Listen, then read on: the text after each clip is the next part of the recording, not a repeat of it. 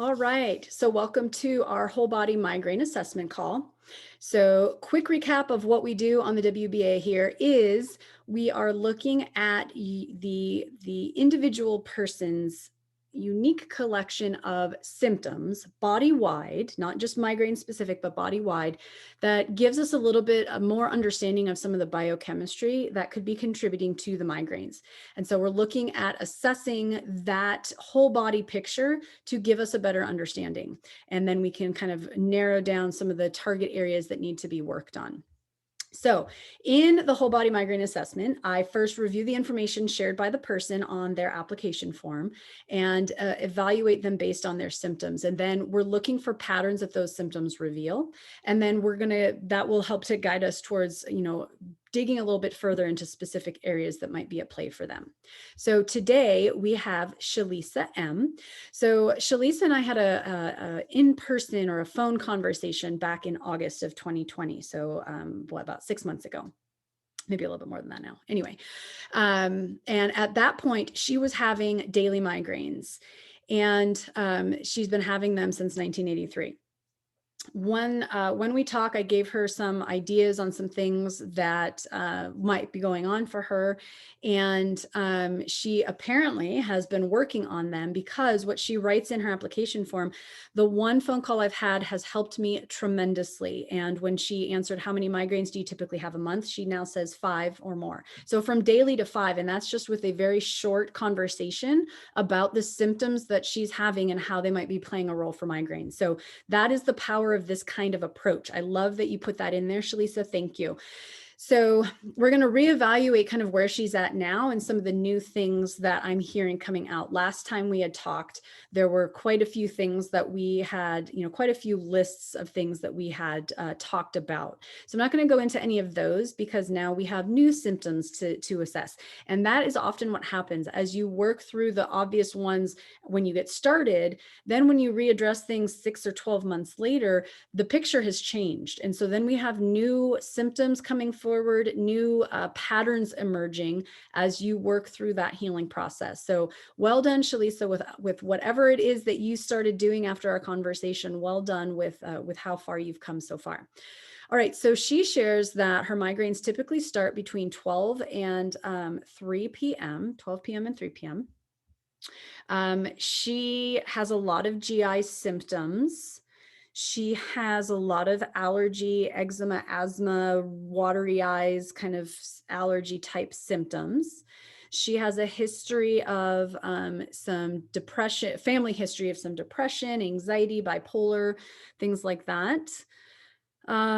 Heat will trigger a migraine. Caffeine makes her migraines better, and she has not necessarily been able to find a certain trigger food. All right. So here is the new and improved evaluation, Shalisa, for what I hear is going on. So I know when we talked in August, we had talked about the adrenals and how the adrenals were probably playing a role. I'm still hearing that. So that 12 to 3 p.m., that is a typical time for our cortisol levels to drop through the day. And I'm guessing that in your case, because of the timing, it's most likely going to be that around that time is when you're having your cortisol drop that is triggering the migraine for you. So that might be something to consider, looking at some of the adrenal things that you can do, working on stress management, all of the stuff that you can do to help with adrenal function. Gut health is going to be a huge thing.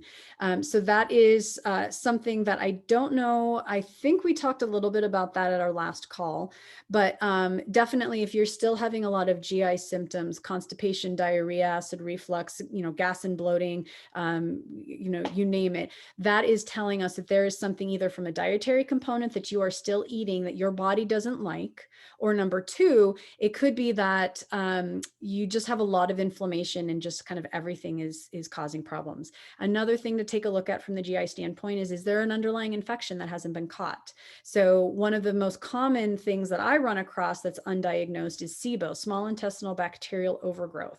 So this is actually a very high correlation.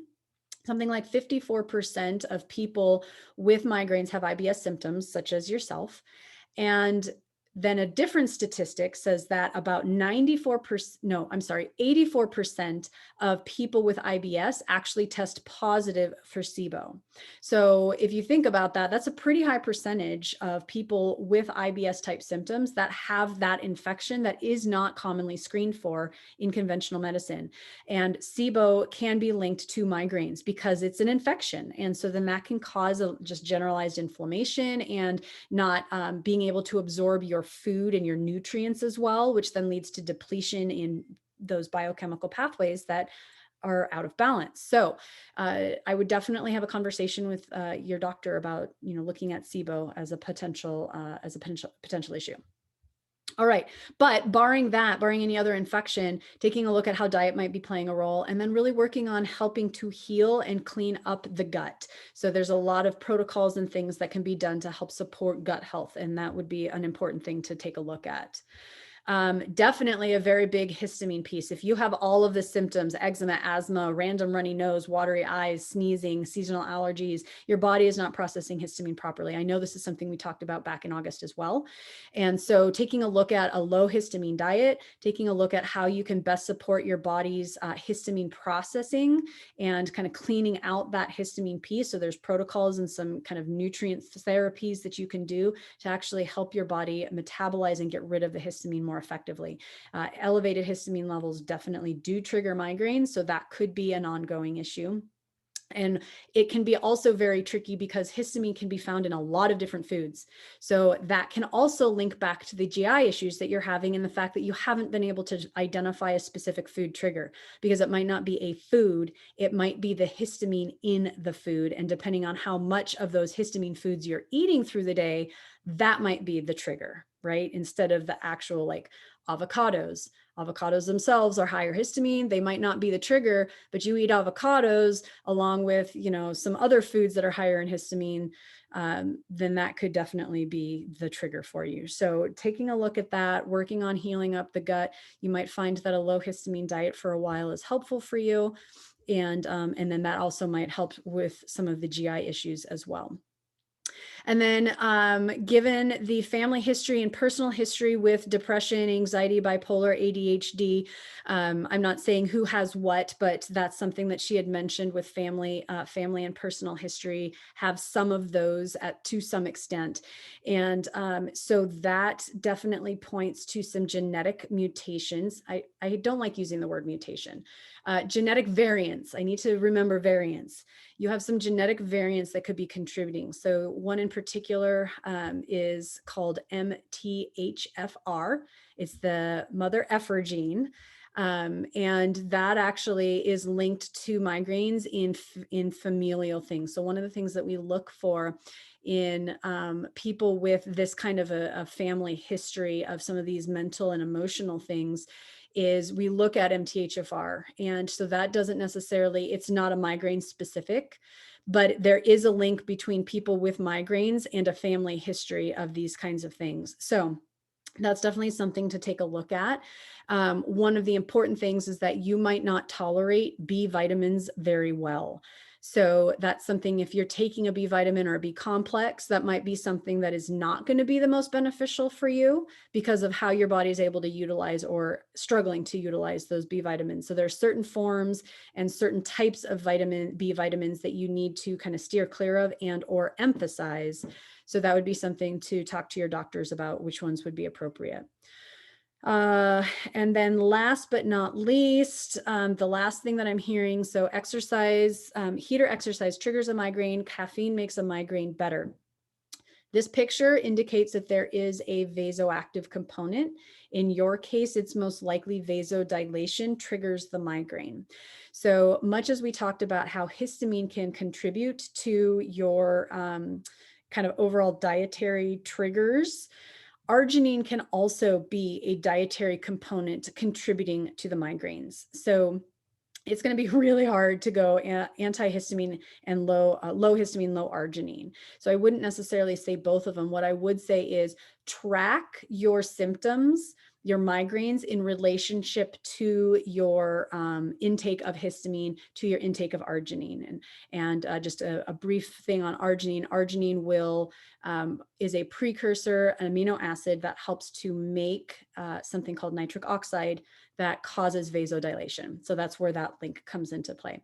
So I would say maybe go focus more on the histamine, antihistamine diet, low histamine diet first, and then just be aware of the foods that are higher in arginine and track them. And if you notice that the higher arginine foods that you eat through the day and you always have a migraine with that, it might be a higher suspicion level there for you. So hopefully that's helpful in kind of your new symptom picture, remembering that we don't want to just eliminate, we want to make sure that we're addressing. So we don't want to just eliminate the histamine exposures. We want to address how your body is processing and getting rid of the histamine. So making sure that you're alleviating that pathway and providing the appropriate forms and nutrients that your body needs in order to allow that healing to occur. So that being said, for anybody else who is watching, if this kind of an approach is really interesting to you and what you feel is missing from your current migraine treatment and migraine care, check out the free training that I have linked below this video. And it kind of walks you through some more in detail of some of what we've touched bases on today. And then you can always schedule a free consultation to discuss if this approach sounds like it would work for you. All right, so until next time, good luck with the migraines, Shalisa.